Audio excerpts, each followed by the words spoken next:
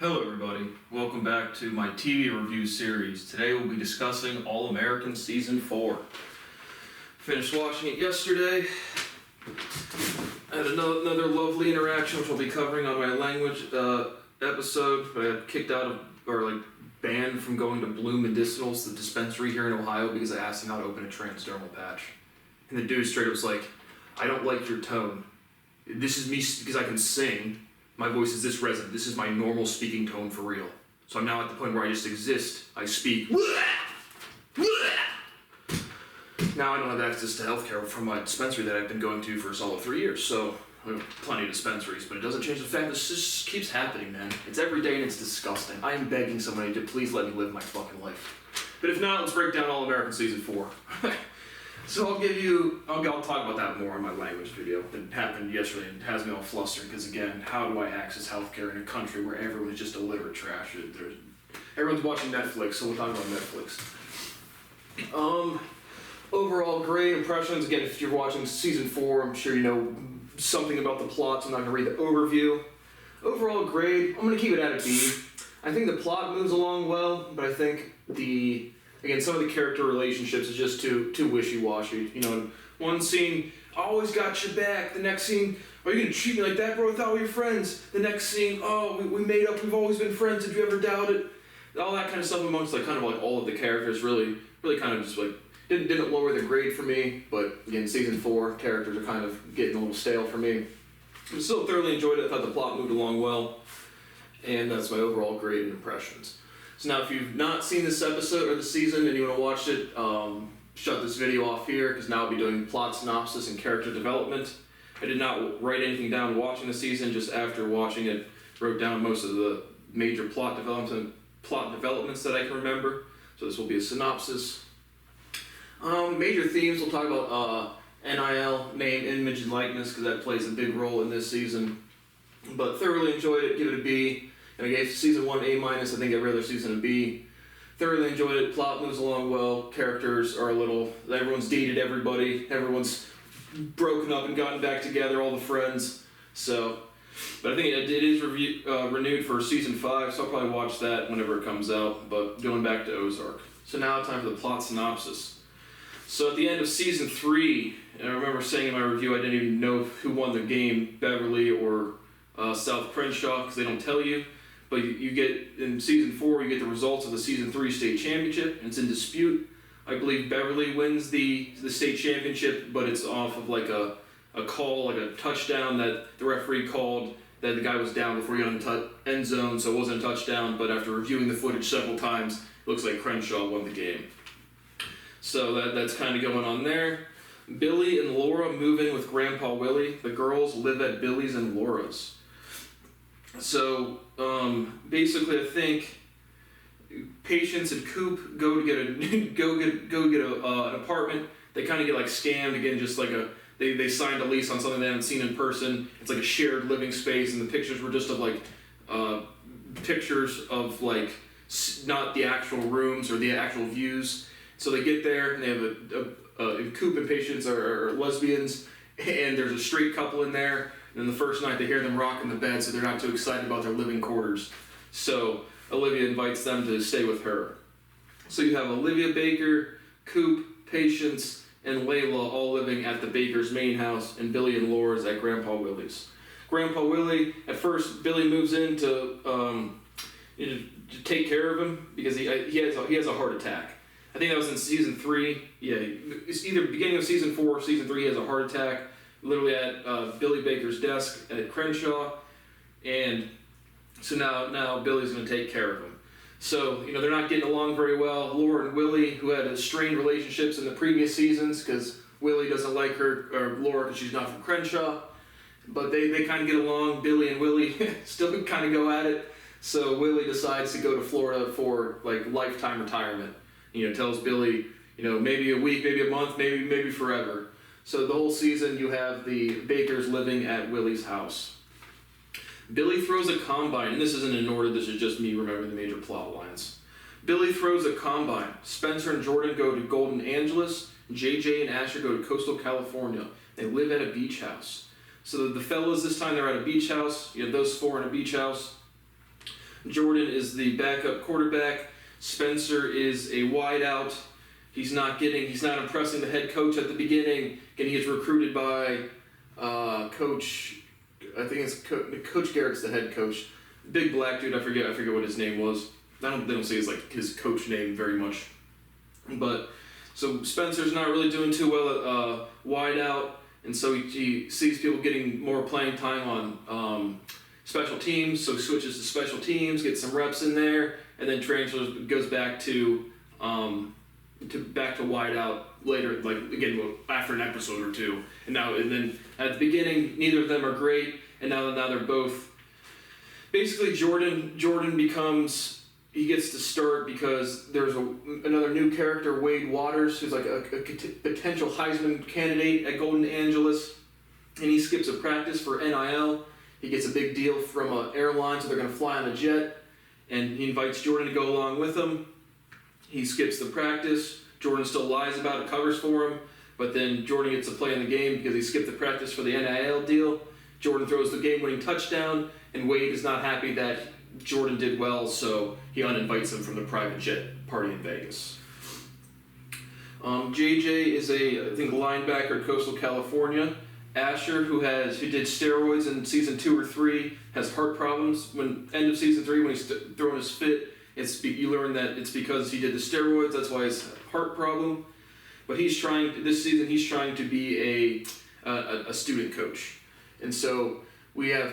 This season we have Coach Mr. Montez, as JJ points out. I find the JJ character rather enjoyable, because Coach Montez, the wife, was the coach at Beverly, and Mr. Montez is the defensive coordinator at Coastal Carolina. So the whole season, Asher's kind of like trying to get on Mr. Montez's good side. Coop recovers from being shot, breaks up with patients after getting a bad apartment. Talk about the bad apartment, but at the end of season 3, Coop got shot. She obviously lives. Mo dies. And throughout the season, Preach and Preach has a daughter, Amina, I believe, and she doesn't know what happened. And basically, at first, the video footage they have is only of Preach shooting Mo. And then somehow Laura gets some other footage of cell phone footage, and they do see that Mo shoots Coop first, and then Preach shot Mo. So Preach at some point this season was like maybe going to be in trouble for that, but Laura clears that up. He is now working. Billy gets like an interim principal role at South Crenshaw as opposed to the football coach, and he helps Preach get a job there and kind of work out and be a tutor for the students. And so throughout the season, Coop and Preach kind of lie to Amina about what happened. Amina thinks it was Coop. Coop says she was the one that killed Mo to save Amina's relationship with Preach, her father. And then later on, Preach tells the truth to Amina, and then they're all kind of friends again. The Preach, Amina, and Coop. But Jabari and the juniors steal Beverly's state trophy. So again, before they go to college, again this season, it's like right at the end of their senior year of high school into their freshman year of college. And so they steal as like a prank because they actually won the state championship game. They sneak into Beverly High School, they steal the trophy, it causes $500,000 of flooding damages, and Spencer's going to take the fall. Get another one of those scenes where it's like no one would take that fall for the team, but Spencer's character is always looking out for just the team. It's like versus your future over some dumb shit. No one would actually do that. But they basically, Spencer might get expelled and lose his entire scholarship. But he goes into the front of the board. He says, "I'm not going to tell on Jabari because Jabari would go back to prison." And then a bunch of people come into the hearing and say they have like some name for it, but then they all say they stole the trophy, so they don't know who actually did it. It's a show of solidarity, and so they all kind of get off. Billy becomes interim principal of South Crenshaw. He wants full-time after a little bit. Grace James kind of tricks him into it, but then after putting on his principal's suit, he really likes it, so he ends up getting the job at the end of the season. Wade gets a big NIL deal. Spencer isn't sure about NIL, but then launches clothing. So once Spencer sees Wade's big deal, he's still not sure about it again. Also, part of Spencer's characterization is, he's just that hard-working football player, and it's like, in reality, this is 2022, everyone wants to have a social media following. So I can't imagine a single person being like, no, I just want to stick to the game and not get a $5 million plane deal or something. Can't imagine a single person like that. But then, towards the end of this season, or middle to the end, he launches a clothing line. There's another character, black female character that I forget her name, but she's like a soccer player, pushes Spencer to do the NIL, helps him with branding stuff, and the clothing brand he launches is with Dylan's artwork. So his clothing line is King Crenshaw, and Dylan is now into art. Layla gets a new slam piece named Clay, just some summer cheek smacking with Clay, and she wants to grow her label. At first, she started out with Coop as like a small indie label, but now throughout the season, she really wants to grow and be like her father, J.P. Keating, and have an empire of a label. Clay wants more relationship with Layla. Layla's not feeling it, and throughout the season, you can clearly see lead up of Jordan Baker and Layla starting to have a thing. And at the very end of the season, they admit they have feelings for one another. Spencer and Olivia start to grow apart. She works at a paper. So this season, again, no one really has a great relationship at any point in this series. But they start to grow apart. Spencer's focused on football. He's got a big, really difficult schedule, time frame. Olivia's work also goes to Golden Angeles as well. But she's now writing as a paper. Probably the most off-putting characterization is probably Olivia. Last scene is probably Layla, or whenever Layla was broken. That would have been season 1. But Olivia's characterization is over the top for me at this point, just with like the addiction. She helps another person through her addiction this season. So I think Olivia Baker's probably the most stale character out of all of them for me. But she works at a paper, and throughout this time she's going to write a paper about how NIL is bad, or something like the bad parts of NIL, which I still don't see how that could possibly be a thing. What distracts you from off the field? But yeah, the whole point of playing sports is to make money. And if it's football, you're endangering your health. And so when it's the NCAA finally allowing people to make money off of the slavery they've caused, well, it's probably a good thing. So I can't imagine, it's just not a convincing plot development for me, being against NIL as a distraction off the field. Who cares? Go secure the bag, yo. Secure the bag. And we do have a reference to Moneybag Yo, and I think NBA Youngboy in this season. Shout out Mario, Moneybag. Don't really listen to NBA Youngboy. I'm subscribed to Moneybag Yo on YouTube. He hasn't released much new music. Haven't really checked Spotify. But she ends up not writing the paper. Basically, she gets someone posts like a picture, and Wade and Olivia tells Spencer it's Wade. Spencer immediately confronts Wade. Wade says it wasn't him at all, and it was Wade, but he's paying some freshman to take the heat for him, and that develops a little later on. We have a Halloween night. I think it's the second to last episode of the season. I think there's 20 episodes in this season. But at Halloween night, Billy has to stay at the school for a vandal. I guess there's some vandal that comes to South Crenshaw, and it's an annual tradition. And it turns out to be this old black dude janitor guy. Basically, Billy sees a janitor, and he's pushing all the stuff, and it's like, oh, I'm always about tradition. He just thinks it's the janitor. Grace is there with him, and they have to stay overnight. And Preach is there with him. Billy gets Preach to stay with him for a mini fridge, and Preach brings Amina dressed up as a werewolf to scare Billy. So Amina's running through the hallway and scaring Billy, and then towards the end of the night, they can't find the vandal, and then they walk out. Grace tells Billy he gets the full-time principal role, and they walk out, and they see the vandalization, kind of prank vandalization, and then Billy realizes it was the old black dude that was posing as the janitor. During that time, JJ hosts a murder mystery. So JJ hosts a Halloween party murder mystery. None of the other friends are really feeling it, but JJ's trying to bring the friend group back together and try to figure out who killed JJ. And they all end up killing him because they're not friends anymore. I just thought that was fucking hilarious. But Wade swats the party and calls in a fake. Tells the police there's someone threatening people with a knife at a murder mystery, friendly party. Police comes in, they all point guns at each other. Coop this season kind of like works with Laura Baker's kind of running her law firm out of her law practice out of Willie's house where her and Billy are living, and Coop kind of helps her with just like legal assistant duties. So Coop says there's no knock warrants in California, and then the cops as if laws count. Let's be honest, no one cares. The cops do what the fuck they want. But that's what happens. And then nothing really happens to Wade because no one got hurt. So if that's true legal in this season or in the episode, they say that if you SWAT and no one gets hurt, it's a misdemeanor. No, change that shit. I've said in my legal series I'd be hard on swatting because I got reverse swatted.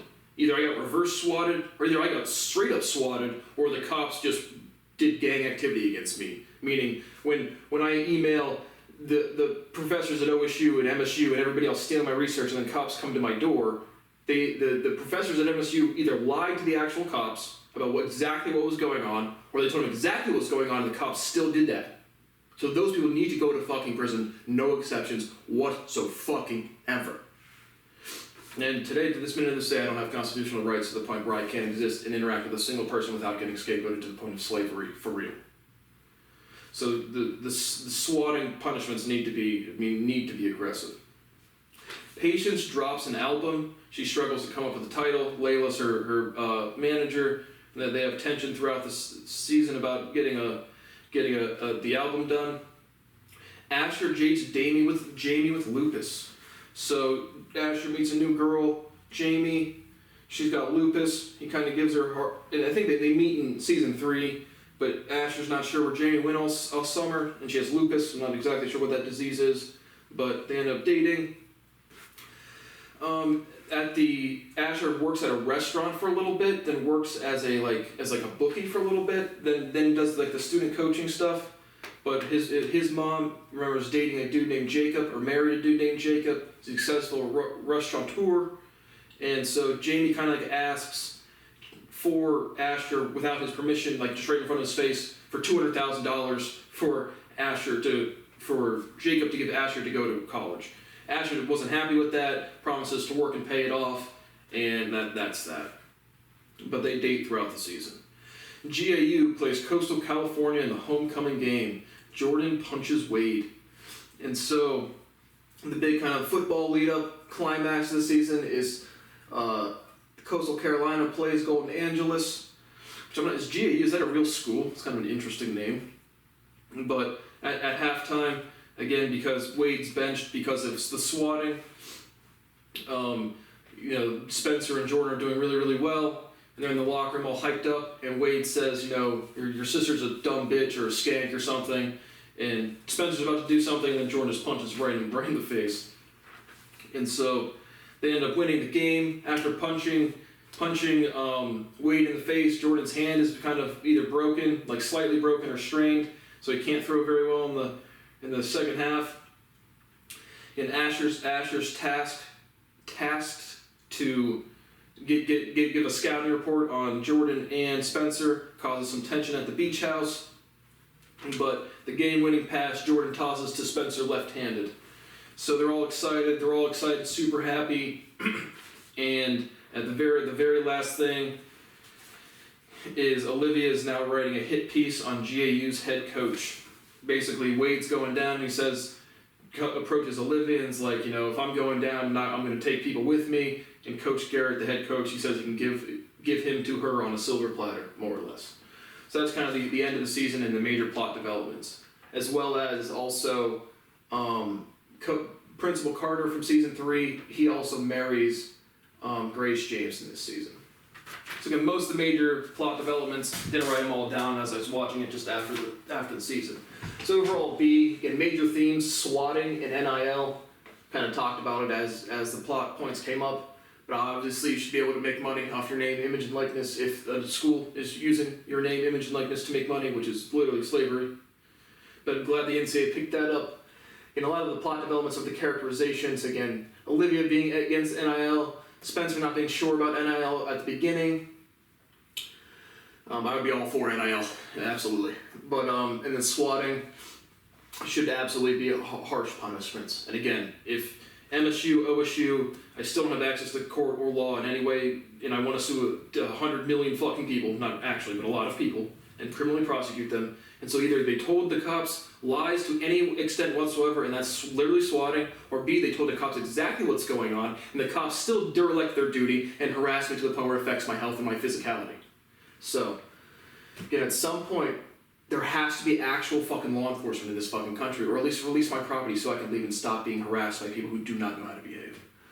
So I'll be talking more about my lovely interaction yesterday on my language litigation and integration series, but overall B, thoroughly enjoyed this season. Characterization's a little stale, and the flip-flopping again of all the relationships is the biggest off-putting to me. But I do think the plot development, just like new things happening, is keeping the series going for me. Still give it a B, still thoroughly enjoy it. So thank you for watching All American Season 4. Watching Ozark next. See you next time.